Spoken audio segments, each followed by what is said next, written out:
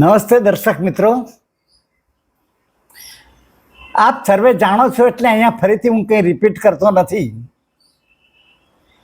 ઈસવીસન 2014માં નરેન્દ્રભાઈ મોદીએ જુમલાઓની ભરમાર ઊભી કરી ભારતને 80 દિનના સોનેરી સ્વપ્નાઓ બતાવ્યા.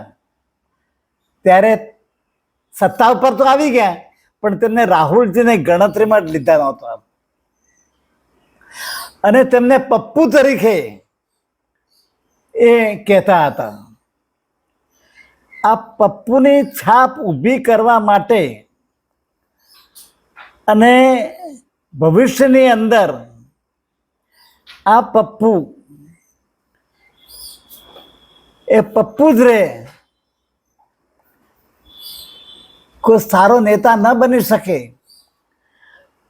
એના રાહુલજી એ દેશ પણ સંભાળી શકે એવો નથી, એના ગજા બહારની વસ્તુ છે. ફક્ત દેશ તો મોદી જ સંભાળી શકે એવી એક છાપ ઊભી કરવા માટે કરોડો રૂપિયાનો ખર્ચો સરકારે કરી નાખ્યો. એ પણ આપ સૌ જાણતા હશો. રાહુલજીએ તો કેમ્બ્રિજ યુનિવર્સિટીમાંથી અભ્યાસ કરી એમફિલની પદવી પ્રાપ્ત કરી છે,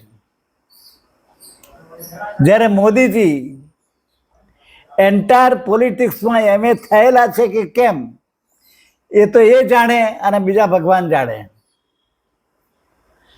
પણ ચિમનભાઈ પટેલ ભૂતપૂર્વ ગુજરાત રાજના મુખ્ય પ્રધાન હતા. એ કહેતા હતા, શું કહેતા હતા કે મહેસાણા એ પોલિટિક્સની લેબોરેટરી છે અને મોદીજીનું અવતરણ જ કહેવાય ને, બાયોલોજીકલ એમને જન્મ લીધો જ નથી. અવતરણ એ મહેસાણા જિલ્લાના વડનગર ગામમાં થયેલો છે, જે પ્રદેશ હાટકેશ ક્ષેત્ર તરીકે ઓળખાય છે. એટલે તેમનામાં સહેજે રાજકીય દાવપેચ રમતો આપોઆપ પ્રાપ્ત થાય.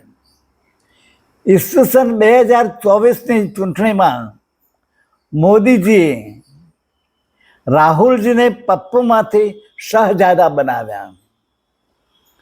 જ્યાં હોય ત્યાં ભાષણોમાં પેલા શહજાદા, અરે એટલા સુધી કે રાહુલના પિતા રાજીવજી એણે તો મેં તો જોયેલું છે, અમે ગયેલા છીએ ત્યાં આગળ, કે એ બાબરી મસ્જિદની અંદર ચારે બાજુ કાંટારી વાવ હતી અને ત્યાં આગળ એક લોક મારેલું હતું અને લોક ખોલાવ્યું કોને?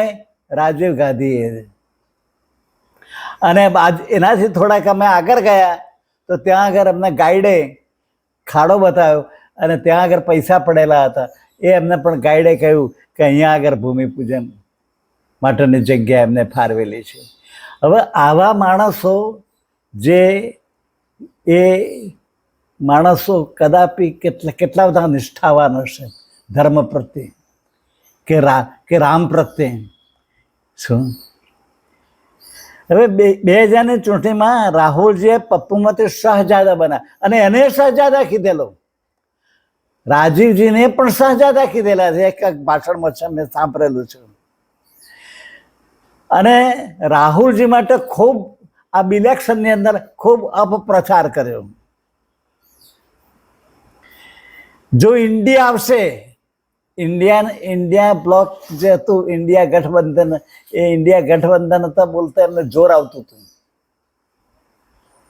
કે જીભ નહીં ઉપડતી હોય એટલે ઇન્ડી કરતા હતા. ઇન્ડિયા આવશે તો રામ મંદિરને તારા લાગી જશે. એટલે ભાઈ તો એના બાપે તો તારા ખોલાયા છે, પછી આ છોકરા તારા લાગી જશે. બીજું, તમને જે મફત તબીબી સેવા મળે છે અને મફત અનાજ મળે છે તે પણ બંધ થઈ જશે. અને કોંગ્રેસના રાજમાં પણ મળતું હતું મફત અનાજ, ક્યાં નહોતું મળતું? તમે તો વધારે માણસો, અને વધારે કેમ માટે કે ગરીબાઈ વધી છે એટલે તમારે વધારવું પડ્યું છે.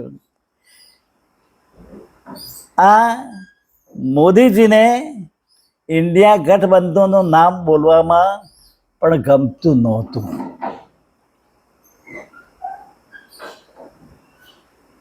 કે જીભ ઉપડતી નહોતી. ઘણા ખરાને એવું હોય છે કે અમુક માણસનું નામ નહીં બોલવું. આવું એક મેન્ટાલિટી હોય છે. એમને એક માનસિક અપરિપક્વતા ઘણા કહેવાય છે. શું માનસિક અપરિપક્વતા ઓછી થઈ ગઈ છે. અને આ બધું જે રાજીવજીએ જે કર્યું એ કદાચ મોદીજીએ ને ખ્યાલ નહીં હોય અને અથવા તો એમની યાદદાસ્ત ઓછી થઈ હશે. શું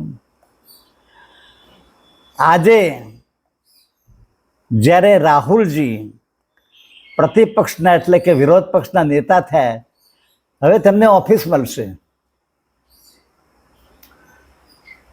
કેબિનેટ મંત્રી જેવા ગણવામાં આવશે, ત્યારે શહેનશાહ મોદીની સ્થિતિ પીરજાદા જેવી થઈ ગઈ છે. એમ આપને નથી લાગતું? ભાજપના 240 જાણે પોતાના ખિસ્સામાં જ છે એમ માની એનડીએનો ટેકો મેળવી વડાપ્રધાન તરીકે શપથ લઈ લીધા અને પ્રધાનમંત્રીની રચના પણ કરી અને એમના પણ શપથ લેવડાવી દીધા. અને ભાજપના સાંસદોની મિટિંગ કરી અને એમનો શું છે, કોનો નેતા બનાવો છે એ અભિપ્રાય એમણે લીધો જ નથી. પેલા એનડીએના માણસોનો ટેકો લઈ અને રાષ્ટ્રપતિ આગળ રજૂ કરી દીધો કે મારા 240ના ટેકાવાળા એમ કરીને આટલા થઈ ગયા છે.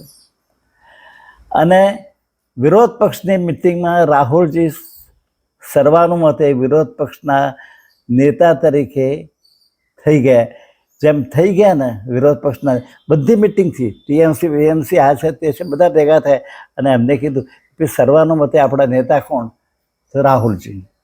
એમ એમણે પણ ત્યાં આગળ જે સત્તા પક્ષના જે 240 માણસો છે એમણે પણ કહેવું છે કે ભાઈ અમારા નેતા કોણ? તો એ મિટિંગ થઈ નથી, એ આજે મિટિંગ થઈ. હવે આ બધું એમને આપી દીધી, પ્રધાનમંડળમાં બધું કરી દીધું, પ્રધાનમંડળની રચના થઈ ગઈ ને એમને ખાતા વેચી દીધા, જેથી કરીને એ લોકો છટકી ના શક્યો. કેવી ચાલાકી છે આ! એની ચાલાકી છે મોદીની. વિરોધ પક્ષની મિટિંગમાં રાહુલજી સર્વાનુમતે વિરોધ પક્ષના નેતા તરીકે વરણી થઈ. તેઓ અમુક નિમણૂકો હવે શું છે નિયમમાં કે જ્યારે ઇલેક્શન કમિશનની ચૂંટણી કરવાની હોય ત્યારે એક વિરોધ પક્ષના નેતા જોઈએ અને એક સત્તાધારી પક્ષના નેતા જોઈએ, વડાપ્રધાન જોઈએ, અને એક સીજીઆઈનું નામ તો કાઢી નાખ્યું છે શું, પણ કોઈક બીજો જોઈએ. હવે એમાં હવે આ ભાઈ રાહુલજી એને બોલાવવા પડે. પહેલાં તો અધર ચૌધરી હતા એને બોલાવે ના બોલાવે તો કંઈ નહીં એમ કરીને ચાલતું હતું. પણ હવે તો રાહુલજીને બોલાવવા પડે અને બોલાવવા પડે અને એ વખતે ભાઈ કહી દે કે આ રાજીવ કુમાર અમારા નહીં ચાલે, કે ફલાણો ભાઈ અમારા પસંદ. આવા તે કેટલી અમુક નિમણૂકો છે કે જ્યાં વિરોધ પક્ષના નેતાની જરૂર. એટલે હવે નિષ્પક્ષ માણસો આપણને મળી રહેશે શું. અને હવેથી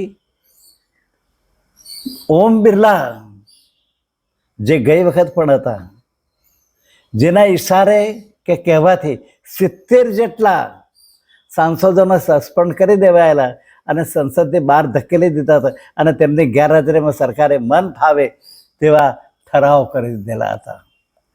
કારા કાયદાઓ 90 દિવસ સુધી તો લોકો કોઈ એને જેલમાં નાખ્યો પછી 90 દિવસ સુધી તો કોઈ પૂછે જ નહીં, પૂછવાનું જ નહીં, કોઈ ચાર્જશીટ એને કશું જ નહીં, કોઈ ફરિયાદ એને આ નહીં તે નહીં કંઈ નહીં. 90 દિવસ પછી એને પૂછવા 91માં દાડે જેમ પેલા એને કહી કે 100 ગારો દે પછી હું તને વધ કરીશ, એમ 90 દાડા પછી તો તેને પણ આવા બધા કારા કાયદા કરે. આ બધા અંગ્રેજોના વખતમાં અંગ્રેજોએ આઝાદીના લડવૈયાઓ સામે નતા કર્યા. એવા તો આ ભયંકર કારા કાયદા આણે ખરીદી દીધેલા છે.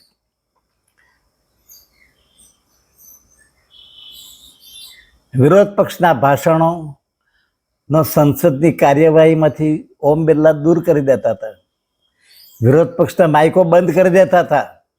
એના પર પણ અંકુશ આવશે. અગાઉના ઓમ બિરલાજીને તમે ચહેરો જોશો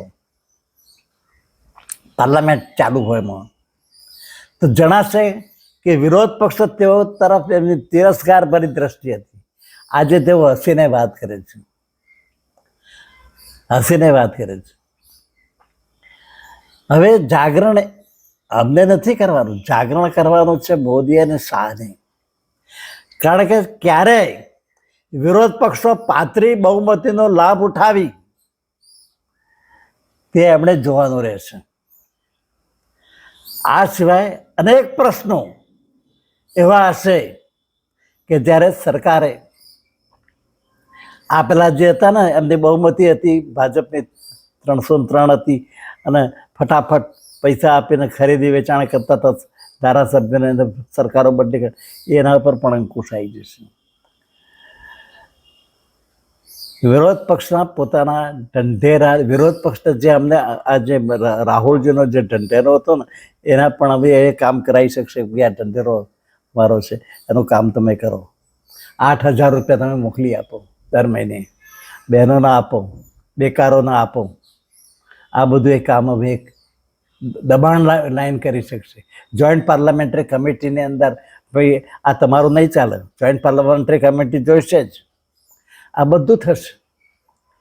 હવે જોઈએ છે શું થાય છે. આજે મિટિંગ હતી પણ આ બધા સત્તા ભૂખ્યા માણસો છે, ભાજપના માણસો. કોઈએ કશું જ ના બોલ્યું. ઇવન નીતિન ગડકરી માટે અમને એમ હતું કે એ તો કંઈક બોલશે, અથવા તો રાજનાથસિંહ અથવા તો કહેશે, અથવા તો શિવરાજસિંહ ચૌહાણ તો કહેશે કે ભાઈ હું 8 લાખ મતથી જીતીને આવ્યો છું.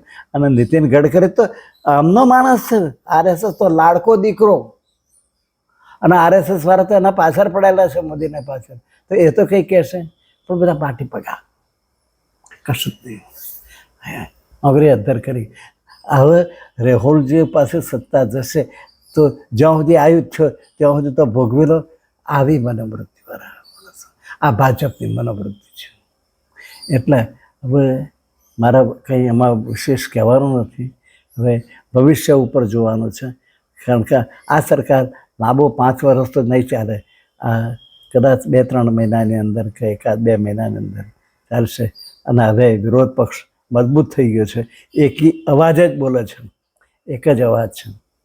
રાહુલજી ક્યાંય ફાઇનલ, અખિલેશ ક્યાંય ફાઇનલ. એટલે આ પ્રમાણે જે થઈ ગયું છે એના લીધે હવે એકતા એમાં જબરદસ્ત છે. અને આની અંદર કોઈ બરવો પણ ના કર્યો અને કશું ના કર્યું, અને એનડીએ વાળા પણ ચૂપ થઈને બેસી દે. બસ આજે આટલી વાત.